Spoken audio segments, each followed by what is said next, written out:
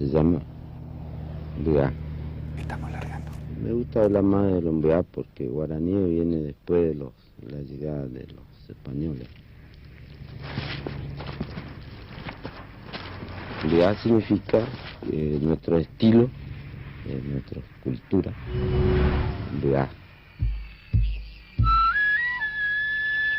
El arroyo que pasa acá muy cerquita nuestros se llama Cuñapirú. Significa la mujercita del... Buenas noches y bienvenidos. Es un gusto contar esta noche en Derecho al Autor con la presencia de Ana María Gorosito Kramer.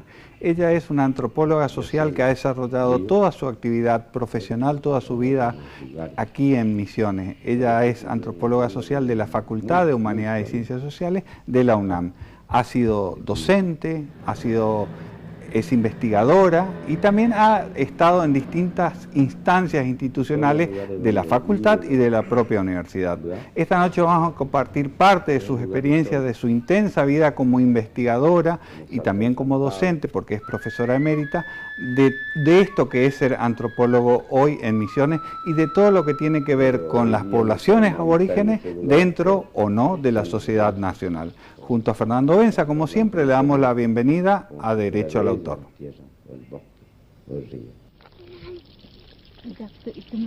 Éramos muchos. Éramos miles y miles de empleados.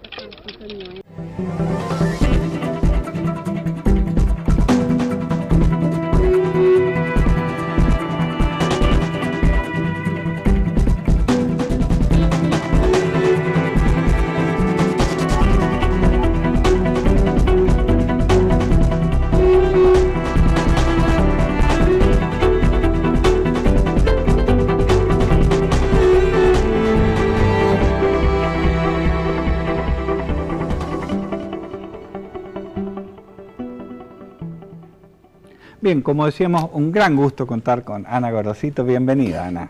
Gracias. Un placer de tenerte aquí. Sabemos, te conozco desde hace muchísimos años, casi de cuando llegaste a Misiones. Vos venís del sur, ¿verdad? No, cuando vengo a Misiones yo venía ya de una UBA que había sido cerrada en el periodo predictatorial, pero ya autoritario, de lo que se conoce en la vida universitaria nacional como Misión Ivanišević. Había cerrado la UBA y otras universidades. Yo trabajaba en la Universidad de Luján y en ese momento y en Mar del Plata, la Universidad de Mar del Plata. Pero bueno, y acá el cierre no se produjo, pero sí se produjo una especie de estado de advertencia. Claro. Hubo colegas previos a mí que estuvieron presos, después salieron al exterior, como Carlos Ocada y muchos otros. Lo llegué a conocer luego, cuando finalmente volvió. Bueno, cuando yo llego estábamos, digamos, bajo control, ¿no? Y un control muy rígido sobre los programas. Vos llegás en el año 77. 77. Ahí se abría el tercer año de la carrera de Antropología Social, y eran un grupo, mira, no me acuerdo bien, algo así como 7 alumnos. ¿Vos de qué promoción sos? ¿De qué año ingresaste? Yo hice la materia Antropología Social y Cultural con Leopoldo, pero yo era TICE simplemente, ¿no es cierto? ¿TICE en qué año? Porque yo me acuerdo que fuiste alumno mío. Sí, también después fui alumno tuyo de Antropología Económica. Ahí fue. Realmente un placer conocerte a vos y ser alumno tuyo. Bueno, ahí tenés un detalle. ¿Ves? Antropología Económica no tenía ni idea. Se suponía que yo venía a cubrir las cátedras que llevaba antes en la UBA o en Luján. Y me dice Leo, no, dice, vos vas a acompañar a mí, él era el titular de Antropología Económica, y tuve que estudiar como una loca, porque no sabía el tema, y para estar a la altura de semejante pope era lo máximo. Leopoldo Bartolomé, a quien vamos a brindar un específico homenaje en el siguiente bloque, fue el que te convoca de alguna manera. Él me convoca. Les cuento a los ya egresados, digo los chicos por esa tendencia que tenemos los viejos, ¿no? La gente grande, digo, ¿te encontraste con las chicas? Sí, mi archivo UNAM empieza con la invitación, la carta de invitación que me manda Leopoldo, finales del 76, donde me invita a venir. Y yo digo, bueno, voy a probar. Y el otro día lo dije en el acto de homenaje a René Nicoletti, que era decano en esa época. Me presenta Leopoldo, yo llego acá el 5 o 7 de mayo del 77. Del 77, Ahí claro. estoy, entre el 5 o el 7 de mayo. Llego, bueno, nadie sabía dónde quedaba la Facultad de Ciencias Sociales, era en ese momento. Solamente solo ciencia. Allá en Colón 65. Me mandaron al Montoya, había una confusión, tampoco se sabía Por que era la favor. Universidad Nacional de Misiones. Finalmente llego a la calle Estado de Israel, donde funcionaba el decanato y los investigadores, como Leopoldo. Correcto. Y ahí le digo a René Coletti, mucho gusto, no sé qué. Bueno, vengo a ver cómo es esto. No, dice, ¿qué viene a ver? Esta tarde la esperan sus alumnos para la primera clase. Así te tiraron a los leones. No, pero eran leones mansos, eran gatitos amorosos esperando a la profesora de etnografía americana, que fue mi primera clase, claro. Acá. Muchos se confunden, hay etnógrafos, etnólogos, antropólogos, está Harrison Ford haciendo de cazadores de bueno, la es mi ídolo, sí, También. una especie de padre fundador, ¿no? Hay arqueólogos, ¿cómo distinguís a la actividad tuya, a la actividad de antropología social? Lo que pasa es que con el correr del tiempo, esta disciplina que empieza a tomar forma de disciplina en Estados Unidos y en Europa a finales del siglo XIX, ¿no? Entonces va teniendo distintos sesgos según las regiones. Por ejemplo, en Estados Unidos lo que es fuerte son las colecciones. Por lo tanto, el trabajo básicamente, pero no exclusivamente arqueológico, para los museos. Entonces esa antropología norteamericana durante mucho tiempo es muy culturalista en el sentido de objetos materiales que se clasifican. Que se tocan, claro. En cambio, fíjate, Francia e Inglaterra, las dos potencias europeas, tenían colonias. Es cierto. Entonces sus colonias extraeuropeas requieren de un tipo de conocimiento que va a llamarse antropología, y que en el caso de Francia se despliega como el conocimiento de la organización social y las creencias de los pueblos nativos. En tanto que en Inglaterra, yo estoy simplificando mucho, pero esto sirve. Sirve, a se desarrolla como conocimiento de la organización social y política los efectos de una mejor administración colonial. Está bien. Así son los sesgos. Perfecto. Cuando yo entro a la carrera hace un montón de años a estudiar... ¿En La Plata puede ser? No, en la UBA. Entonces, ahí uno hacía estudios generales de antropología y al cuarto año empezabas a elegir. O ibas a los estudios folclóricos, que hoy llamamos de las culturas populares o subalternas, o ibas a hacer arqueología, que a mí me encantaba, te cuento, me encantaba, o ibas a hacer etnología, que es el estudio de los pueblos nativos. Ahora, la etnología sería el desarrollo teórico de los trabajos de campo que se llaman etnografía. El etnógrafo es el que registra in situ, y el etnólogo es el que después cranea teóricamente toda interpreta. esa cuestión. Estuviste trabajando un buen tiempo con los enviados misioneros. Contanos cómo está, porque vos hace un tiempo atrás me diste un plano, es una población bastante grande que excede el ámbito de la nación, digamos. Totalmente. Y contanos cómo los ves a ellos, cómo está la población enviada. Por empezar, digamos que enviada es una terminología, digamos que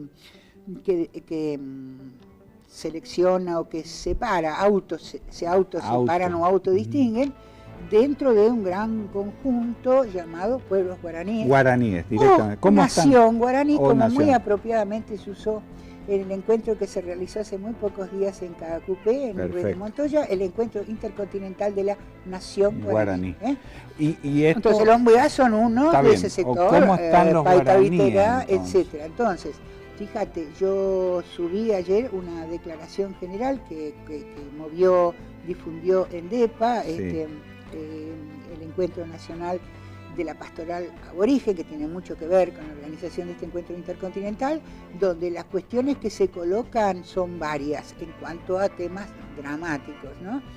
Y te diría, la central es la cuestión de la tierra, es decir, el reconocimiento de los territorios guaraníes, que en los distintos países, Bolivia, Paraguay, Brasil y Argentina, en sus distintas provincias, realmente se vive bajo circunstancias extremadamente dramáticas. Las más dramáticas quizá en el momento contemporáneo son las que están pasando en Mato Grosso do Sul, Brasil, con la matanza de los líderes Caiobá, que viene desde hace muchísimo tiempo. No es nuevo. No, para nada es nuevo.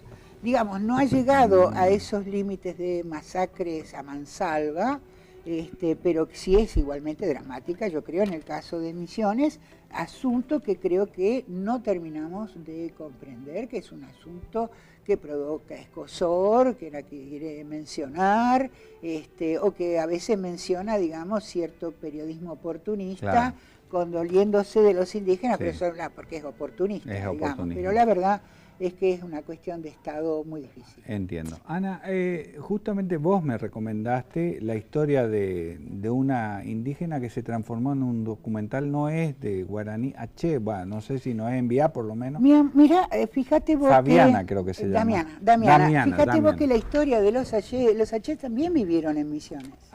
Digamos, lo que yo siempre trato de explicar. ¿Te gustaría ver el tráiler y después... Dale, y yo después te cuento cómo viene el origen de esto, ¿no? Vemos el tráiler entonces. Bueno.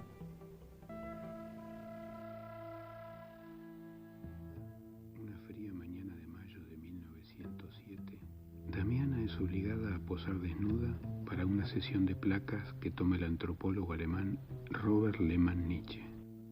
Esta cautiva indígena de apenas 14 años es un nuevo objeto de estudio y lo seguirá siendo cuando 2 meses después muera de tuberculosis.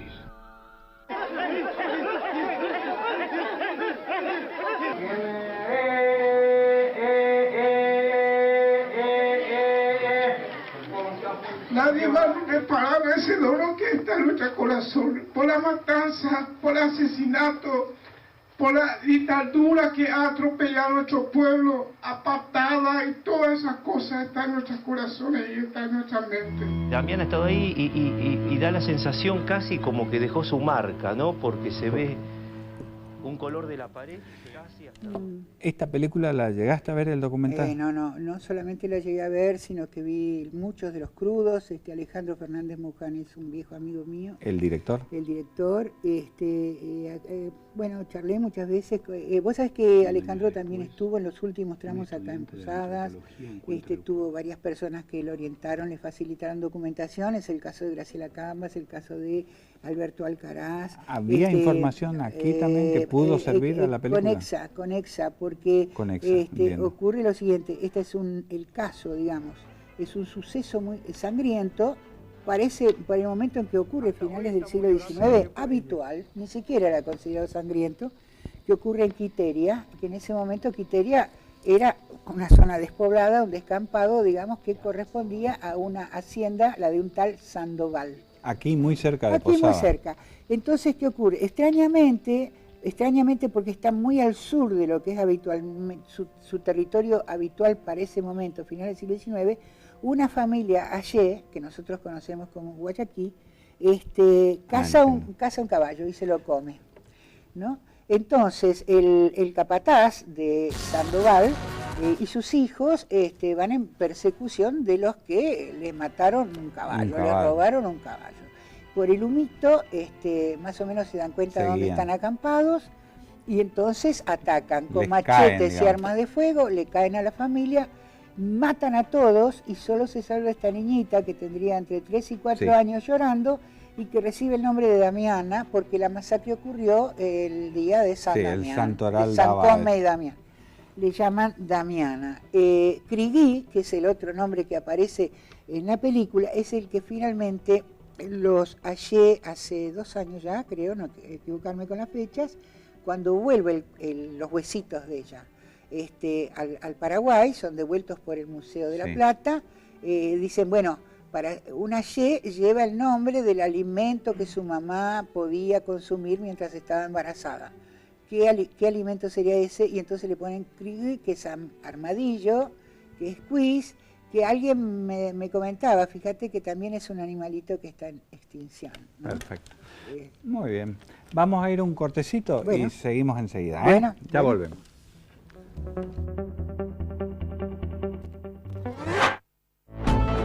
Pienso que las palabras hay que conquistarlas, viviéndolas. Jorge Luis Borges.